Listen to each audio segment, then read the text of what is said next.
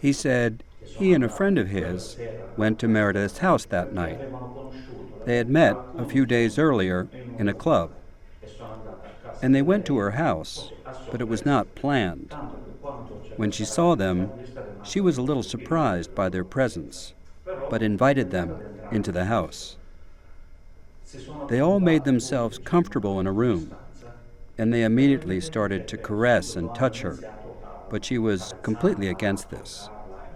Rudy himself asked her explicitly if she wanted to have a threesome sexual relationship. The girl was very frightened. Rudy went to the bathroom, where he was for 10-15 minutes. When he came back, he found a completely different scenario. He found the girl with her back on the ground and this guy who was holding her by the arms.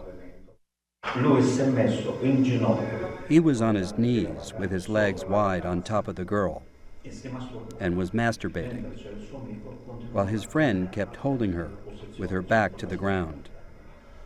Then Rudy took the position of his friend. He told me then he held her as she was on her knees, holding her by the arms and with a knee on her back.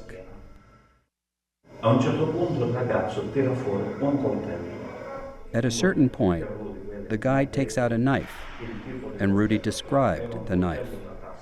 It was a pocket knife and had an ivory handle, and it was pointed towards her. Pointing it towards the girl, she accidentally wounded herself. Rudy tried to find something to stop the bleeding. When Rudy turns, the guy said they had to finish her off, or this prostitute would make them rot in hell. But the guy continued to strike her many times.